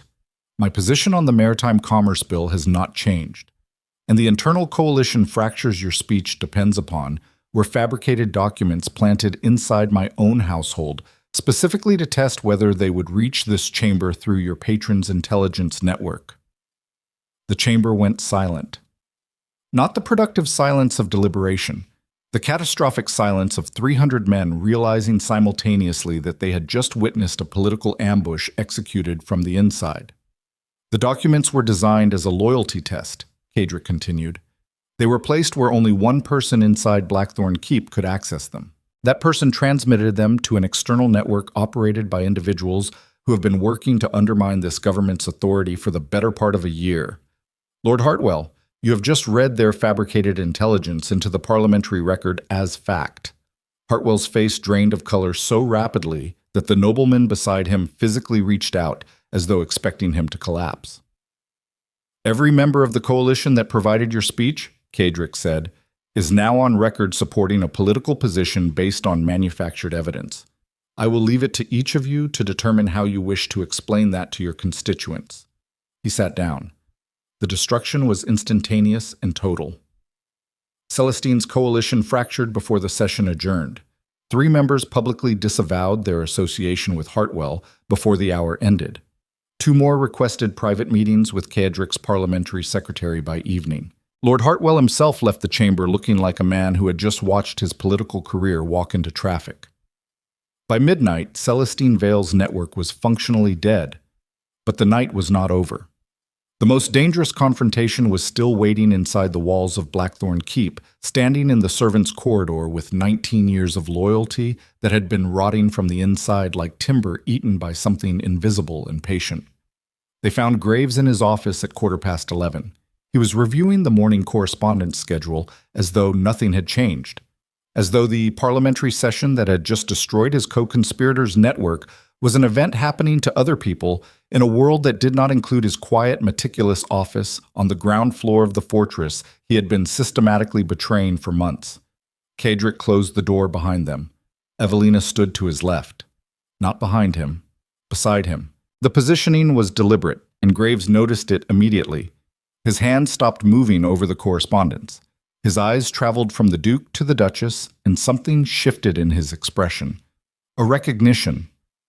The specific understanding of a man who realizes he has been detected and whose body begins the process of calculating escape routes before his conscious mind finishes acknowledging the danger. How long? Kedrick asked. No preamble, no accusation, just the question, delivered with the terrifying economy of a man who already knew the answer and was offering the condemned a single opportunity to demonstrate honesty before judgment arrived. Graves set down his pen. The gesture was careful, precise. Even now, at the end, his movements carried the discipline of 19 years serving a household that demanded perfection. 7 months, Your Grace. The same duration as Celestine's campaign. She approached me in May, after the Admiralty scandal. She said you would eventually discard me the way you discard everything that is no longer useful. That loyalty to you was a depreciating investment, and I should diversify while I still had value to offer. And you believed her. I believed the pattern, Your Grace. I have watched you dismiss allies, servants, and associates for 19 years. The efficiency never changes. The indifference never changes. People serve you until they do not, and then they cease to exist inside these walls as though they were never here. The words landed with precision, not the wild accusations of a desperate man, the measured observations of someone who had spent nearly 2 decades studying his employer from the inside and had reached conclusions that were not entirely wrong. Kedrick stood motionless. Evelina watched the muscle beneath his jaw flex once. A single involuntary contraction that betrayed the impact of Graves's words before his control systems could suppress the response. Because the steward was not wrong about the pattern. He was wrong about the reason. Kedrick did not discard people from indifference. He discarded them from the learned conviction that attachment was the mechanism through which destruction entered. Every person he had ever released from his orbit had been released because keeping them close meant caring about their presence, and caring was the fracture, the flaw, the single point of structural failure in the architecture of his survival. Graves had watched the pattern for 19 years without understanding it. He had seen the results without seeing the cause, and Celestine had exploited that blindness with the precision of a woman who understood that the most effective lies were the ones built on incomplete truths. You compromised every security system in this household, Kedrick said. You provided Celestine with correspondence schedules, financial documents, and personal intelligence that was used to forge letters in my wife's handwriting and coordinate a public campaign to destroy her reputation. Yes, you understood what that would do to her. I understood what it would do to you. The distinction was the cruelest thing spoken inside Blackthorne Keep since its construction. Graves had not been targeting Evelina. He had been targeting Kedrick through Evelina, using her as the instrument of the Duke's destruction because he had correctly identified her as the one variable in Kedrick's empire that could not be replaced or discarded, the one attachment the Duke had allowed to form, the fracture point. Graves had understood what Kedrick felt before Kedrick had admitted it to himself. You will leave Blackthorne tonight, Kedrick said. His voice was level, controlled. But the control was visible now in a way it had never been before, not effortless, maintained. The deliberate suppression of something enormous happening behind the walls of his composure. Your pension is forfeit. Your references are void. If you are found within 50 miles of this estate or within any social or professional circle connected to the Ravenshade name, I will pursue legal remedies that will make your current situation feel generous by comparison. Graves stood.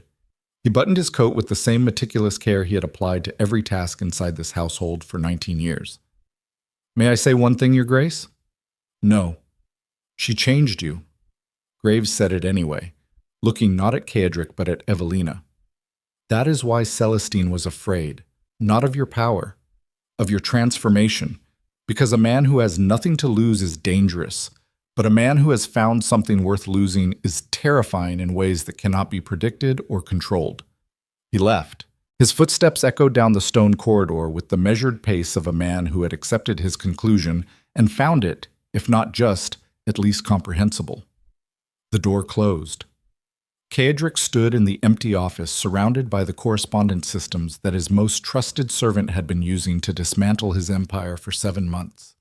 The fire in the small hearth had burned to embers. The cold was absolute, and the silence was the specific kind that exists after an amputation, when the body has not yet registered the full scope of what has been removed. Evelina did not speak. She did not offer comfort or analysis or strategic assessment. She simply stood beside him and waited. Because this was not a moment that required words. This was a moment that required presence.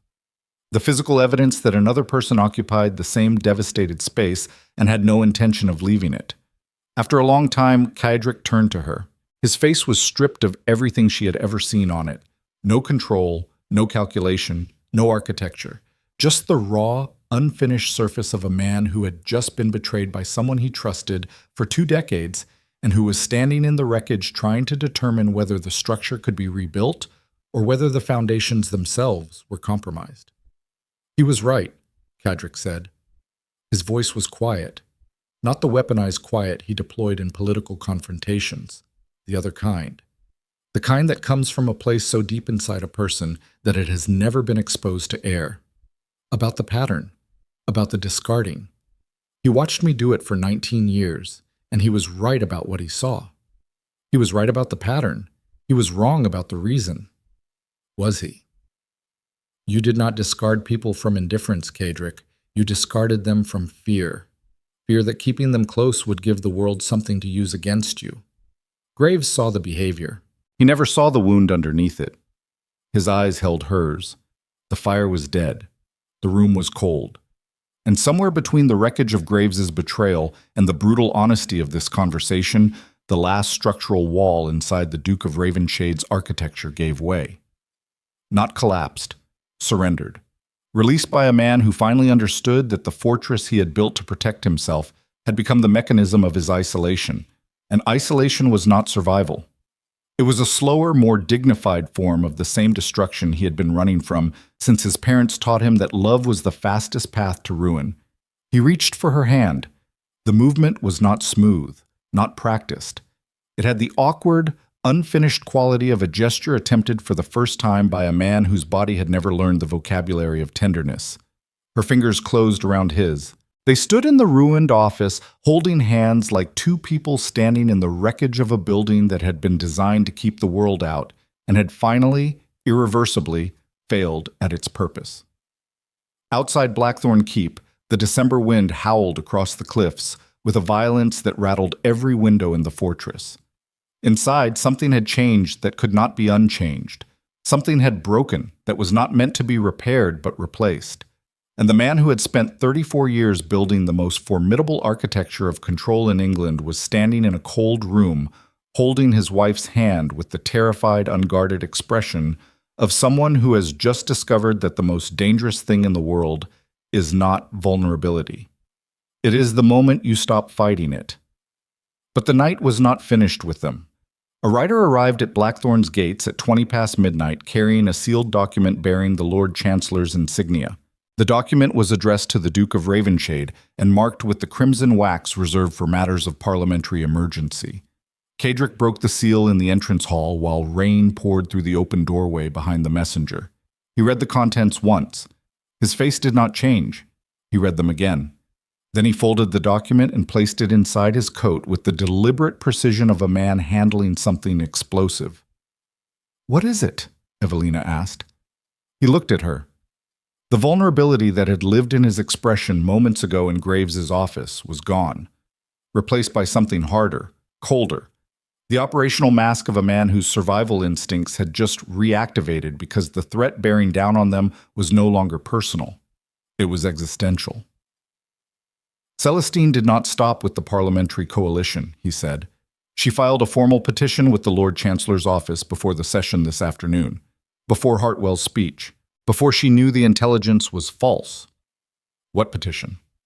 A legal challenge to the legitimacy of our marriage, filed on grounds that the union was contracted under financial duress and constitutes an unlawful transfer of assets designed to defraud the Ward family's creditors.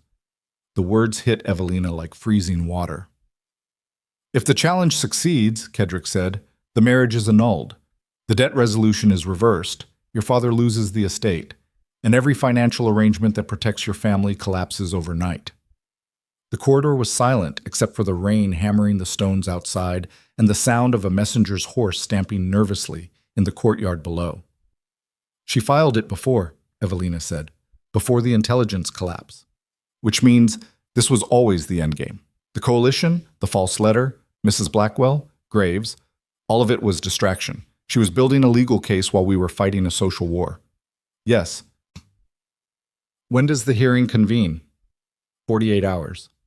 They stood in the entrance hall of Blackthorne Keep at midnight in December while the wind screamed off the North Sea and the rain turned the courtyard into a shallow river and the document inside Cadrick's coat ticked like something counting down to detonation. 48 hours to save the marriage, the estate, the family. Everything they had built and everything they had only just begun to admit to each other in a cold office over the body of a betrayal still warm on the floor. And Celestine Vale, operating 3 moves ahead of every countermeasure they had deployed, was already inside the Lord Chancellor's chambers preparing the evidence that would tear it all apart. Evelina did not sleep. She sat at the desk in the library with every financial document connected to the Ward family's debt resolution spread across the surface like a map of her own destruction. The marriage contract, the creditor settlements, the title transfer for the Hertfordshire estate.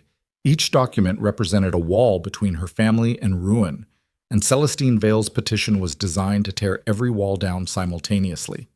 The legal architecture of the challenge was brutally elegant. Celestine was not arguing that the marriage was fraudulent. She was arguing that the financial arrangements surrounding it constituted coercion. That Baron Ward had been in such extreme financial distress at the time of the agreement that his consent, and by extension his daughter's, could not be considered freely given. That the debt resolution was not a dowry arrangement but a purchase. That Evelina Ward had been acquired like property under the legal fiction of a marriage contract. The cruelty of the argument was that it contained enough truth to be dangerous. Evelina's family had been desperate. The debts had been catastrophic. The marriage had been, by any honest assessment, a transaction driven by financial survival rather than mutual choice. Every aristocratic family in England understood this dynamic because half of them had participated in identical arrangements. But understanding and legal precedent were different currencies, and Celestine had found a judge willing to examine the distinction. Cadrick entered the library at 4 a.m. He had not slept either.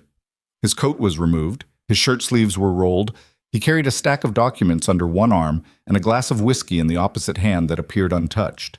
He set both on the desk beside Evelina's materials and stood looking down at the accumulated paperwork with the expression of a man surveying a battlefield where the terrain had shifted against him overnight. "I spoke with 3 solicitors," he said. "The petition has legal standing, barely, but enough to require a formal hearing before the Lord Chancellor's judicial review." On what precedent? The Hartfield case of 1831. A marriage annulled on grounds that the bride's family debts created an unconscionable imbalance of bargaining power. The ruling was narrow. It has been cited exactly twice in 15 years, but it exists. And Celestine found it. Celestine did not find it. Her solicitor is Sir Aldrich Monmouth. He wrote the original brief for the Hartfield case. The name settled into the room like a weight placed on a scale that was already tilting. Sir Aldrich Monmouth was one of the most respected legal minds in England.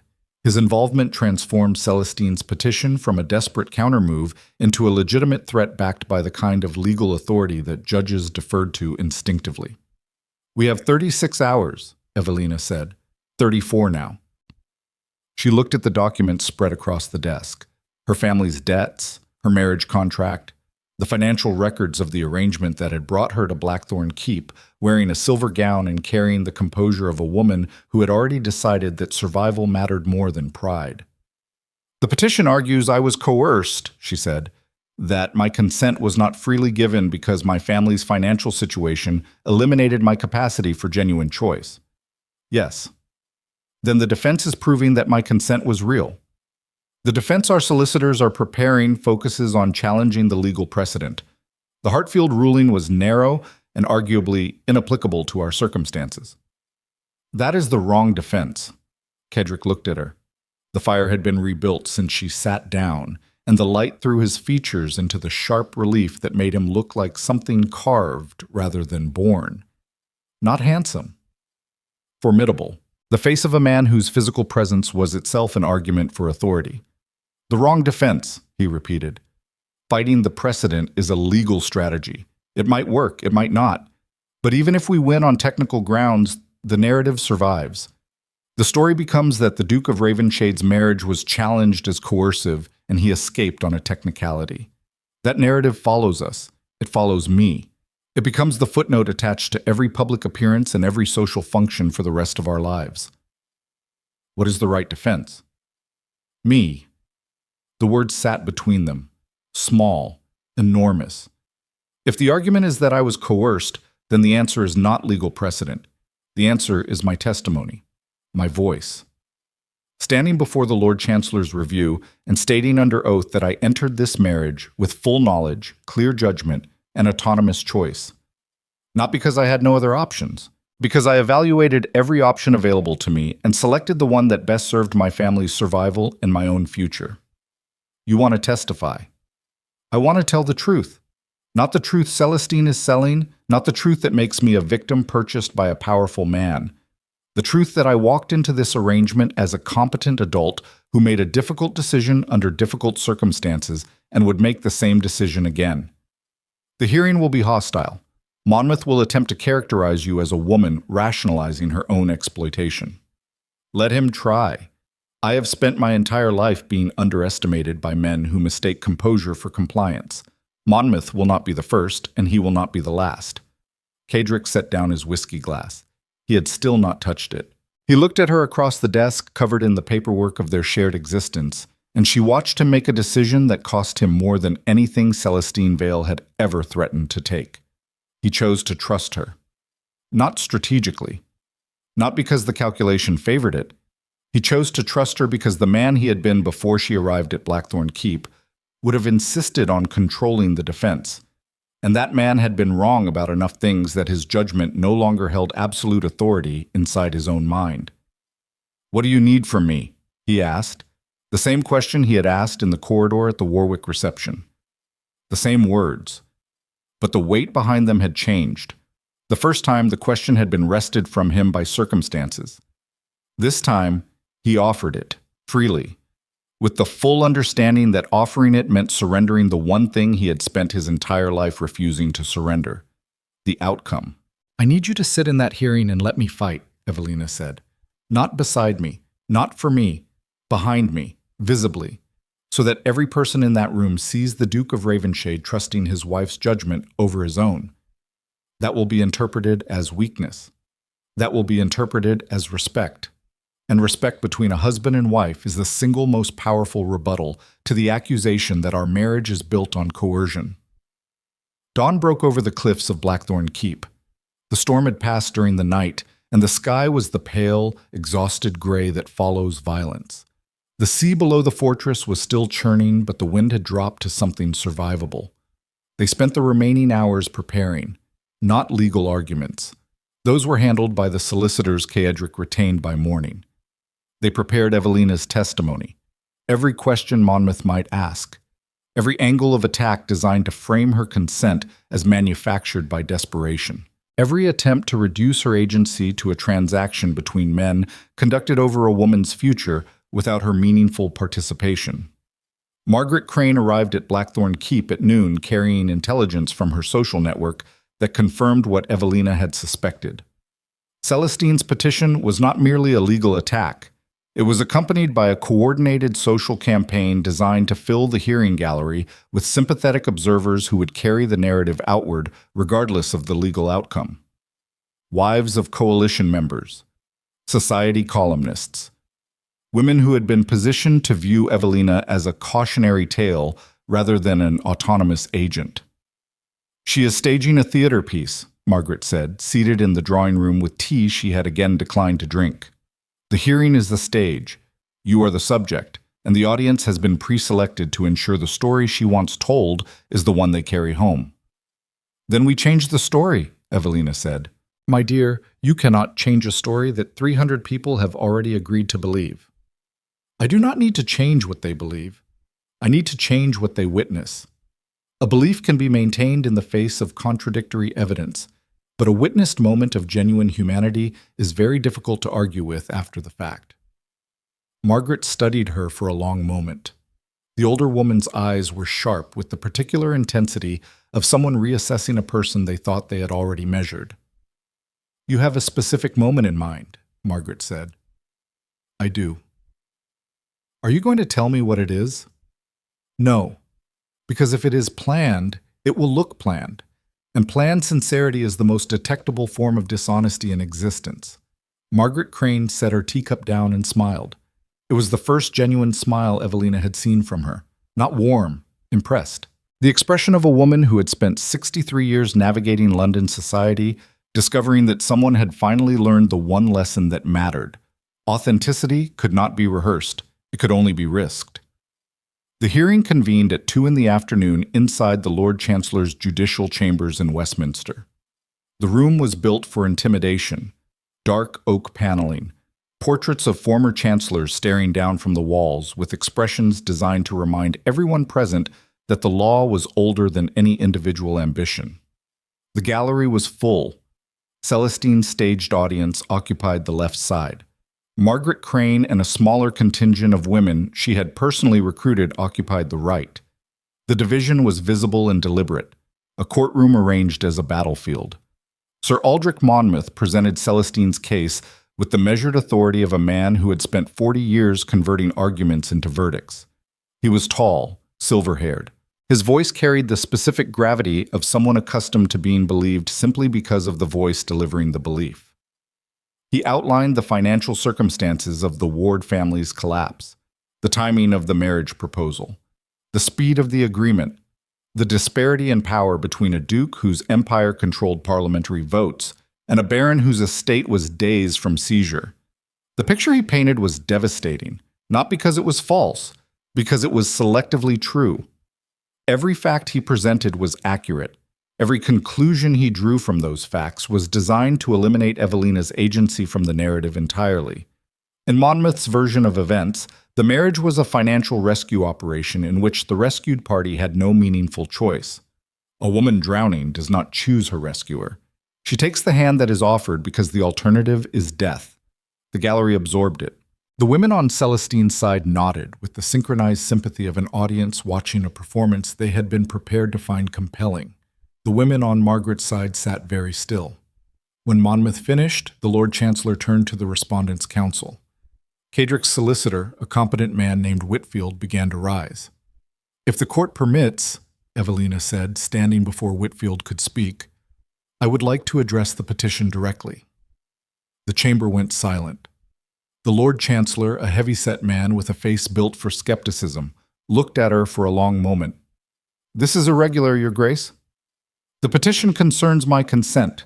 I am the only person in this room qualified to speak to it." The Chancellor considered. Monmouth objected. The objection was overruled. Evelina was permitted to address the court. She stood in the center of the chamber, wearing a dress she had chosen deliberately. Not silver, not the composed elegance she had worn to every public function since arriving at Blackthorne Keep. Dark gray.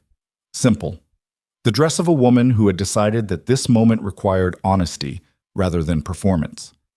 Cadrick sat in the front row of the gallery. His hands were resting on his knees. His posture was rigidly controlled, and his eyes were fixed on his wife with an expression that every person in the room could read, but none of them expected to see on the face of the most feared duke in England. Fear. Visible, uncontrolled, genuine fear for the outcome of a situation he had chosen not to command. "Sir Aldrich has described my family's circumstances accurately," Evelina began. Her voice was steady, but not practiced. It carried the slightly rough quality of a person speaking from a place deeper than preparation. "My father's debts were catastrophic. Our estate was weeks from seizure. The marriage to Duke Ravenshade was proposed as a financial arrangement. All of this is true." The gallery shifted. Monmouth watched with the cautious attention of a man hearing a witness confirm his case while simultaneously suspecting a trap. "What Sir Aldrich has not described," Evelina continued, "is the woman inside those circumstances. Because the woman inside those circumstances is inconvenient to his argument. His version requires a victim. A helpless daughter delivered to a powerful man by forces beyond her control. And that version is comfortable because it confirms what most people in this room already believe about women in difficult situations, that we are acted upon, that we endure, that our choices, when made under pressure, are not truly choices at all. She paused. The chamber was absolutely silent. I reject that, completely. I entered this marriage with full understanding of its terms, its limitations, and its strategic purpose. I negotiated specific clauses of the contract before signing. I challenged the Duke's authority over household finances during the agreement process and secured modifications to the original terms. These are not the actions of a woman without agency. These are the actions of a person evaluating a complex situation and making the decision that best served her family's survival and her own future. She turned slightly, not toward Monmouth, toward the gallery, toward the women Celestine had positioned to witness a cautionary tale and who were now witnessing something else entirely. Was the situation difficult? Yes. Was the pressure enormous? Yes. Did I wish my circumstances were different? Every single day. But wishing for different circumstances and being incapable of making decisions within the ones you have are not the same thing. And treating them as the same thing is not compassion, it is erasure. The silence that followed was not the silence of a courtroom processing legal arguments. It was the silence of a room full of people encountering a truth they had not been prepared to hear. Not a legal truth, a human one. The truth that agency does not require comfortable circumstances. That consent under pressure is not automatically coercion. That a woman who walks into a difficult situation with open eyes and clear judgment is not a victim simply because the situation was not of her choosing. Monmouth rose for cross-examination. He was skilled, precise. He probed the financial pressures, the timeline, the disparity in power. He asked whether Evelina truly believed she could have refused the Duke's proposal without consequence for her family. I could have refused, Evelina said. My family would have lost the estate. My father would have entered debtor's prison. I would have been left without resources or prospects. I chose not to refuse because the consequences of refusal were unacceptable. But understanding consequences and being controlled by them are different things. Every meaningful decision any person makes in this room is made within constraints. That is not coercion, that is life. Monmouth pressed harder. He asked whether the Duke had ever made her feel that refusal was not an option. Evelina looked at Keodric. Across the courtroom, past the barristers and the gallery and the dark oak paneling and the portraits of dead chancellors. She looked at him and he looked back at her, and in that exchange something happened that could not be scripted or rehearsed or strategically manufactured. The Duke gave me the contract 3 days before the wedding, she said, still looking at him. I challenged a clause I found unacceptable. He changed it, in his own hand, without argument. A man who does not permit refusal does not modify his terms when challenged. He modified his terms because my objection was valid, and he respected it. That is not the behavior of a man purchasing compliance. That is the behavior of a man who, despite every reputation attached to his name, was capable of recognizing another person's judgment as equal to his own. The courtroom was silent. Keodric's jaw was tight. His eyes were bright with something that had no name in the vocabulary he had spent 34 years constructing, something that lived in the space between control and surrender, where the architecture of a person's self-conception gives way to something larger and more terrifying than any fortress could contain. The Lord Chancellor deliberated for 40 minutes. The gallery waited. Celestine Vale sat in the back row with the rigid posture of a woman whose confidence had not broken, but whose calculations were being revised in real time. The ruling was delivered at 4:30. Petition denied. The Lord Chancellor found insufficient evidence that the Duchess of Ravenshade's consent was vitiated by financial duress. The marriage contract stood. The financial arrangements stood. The Ward estate was secure. The chamber erupted into the specific kind of controlled chaos that Westminster produced when significant rulings landed. Solicitors conferred. Gallery members whispered. Monmouth gathered his papers with the disciplined composure of a professional who understood that losing a case was not the same as losing a career. Celestine Vale left the chamber without speaking to anyone. She walked through the Westminster corridors, with her coat buttoned to the throat and her expression carrying the flat, recalibrated stillness of a woman who had played every card in her hand and watched each one fail. Not because her strategy was flawed, because her opponent had been something she could not account for. Not the Duke's power, not his wealth, not his ruthlessness, his wife. A woman who had walked into the most hostile room in England and spoken the truth about her own life with a clarity that no amount of legal maneuvering could dismantle.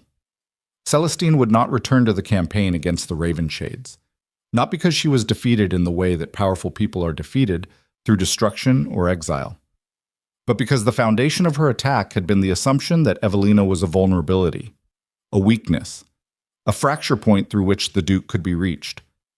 That assumption was dead, killed in a courtroom by the woman it was designed to erase. The carriage ride back to Blackthorne Keep took 4 hours through December darkness. Neither Ceadric nor Evelina spoke for the first hour. They sat on opposite sides of the carriage while the wheels turned over frozen roads and the lanterns outside threw moving shadows across the interior. Ceadric broke the silence first. "You said something in that chamber about me recognizing your judgment as equal to mine." "Yes." "You said it looking at me." "Yes." "Why?" "Because it was true. And because the room needed to see that it was true, not described, witnessed. You used our real dynamic as evidence. I used our real dynamic as the truth. There is a difference." He looked at her across the darkened carriage. The road was rough, and the lantern light moved across his face in rhythms that made his expression impossible to read, and then suddenly entirely readable. Not the Duke, not the architecture, the man beneath it. The one who had been built from ruins and had spent 3 decades convincing himself that the ruins were the strength rather than the wound. "Graves said you changed me," Ceadric said. "He was wrong about the mechanism. He thought you softened me, made me weaker, made me accessible to attack through attachment. And what do you think? I think you did not change me. I think you made the change survivable. The fracture was already there. It had been there since before you arrived. Since the night my mother died, and I stood in an empty house and understood that everything I was going to build would be built alone, because that was the only way to ensure it could not be taken from me through someone else's failure." The carriage rocked over a frozen rut in the road. The lantern swung. Shadows moved like living things across the leather interior. "That conviction kept me alive for 15 years, he continued. "It rebuilt Blackthorne. It accumulated power and influence and the capacity to destroy anyone who threatened what I had built.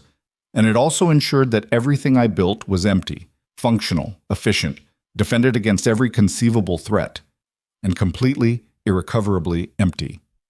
He paused. The road smoothed. The carriage steadied. "You walked into that emptiness wearing a silver gown and corrected my solicitor's arithmetic in my own receiving room. And from that moment, the architecture began to fail. Not because you attacked it, because you occupied it. You moved through my fortress as though it were a house. You sat in my chairs and read my correspondence and challenged my authority over my own dinner table. And the structure that was designed to keep everything out could not keep you out because you were not an enemy. You were the thing the structure was originally built to replace."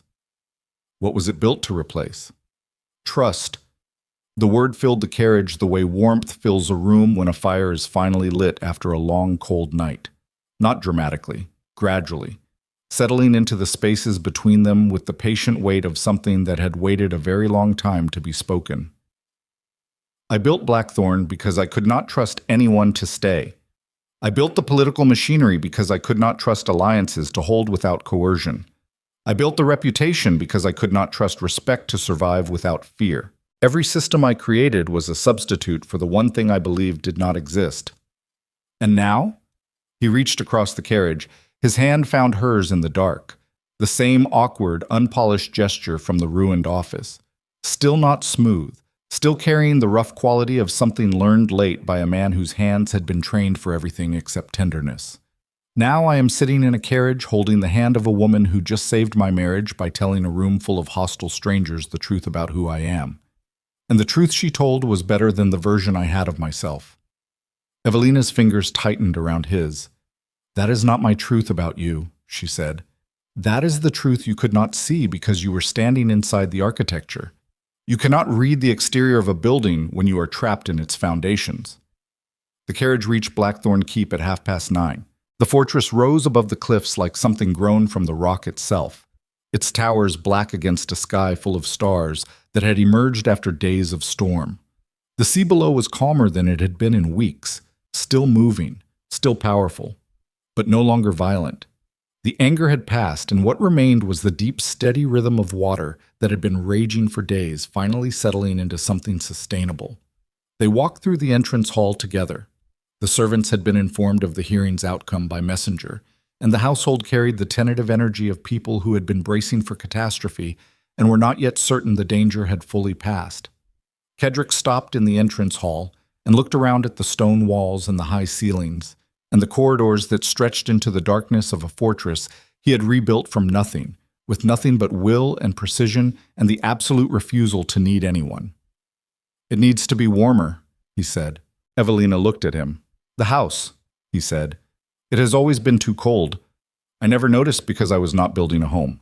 I was building a defensive position. Defensive positions do not require warmth. And now? Now it requires warmth." She smiled. Not the composed public smile she wore at London functions. Something smaller, private.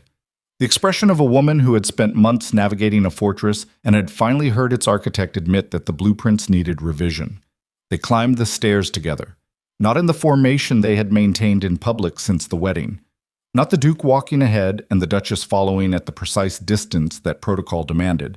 Together, side by side, their footsteps echoing through the corridor in a rhythm that was slightly uneven because they had not yet learned to walk at the same pace, and the learning itself was the point.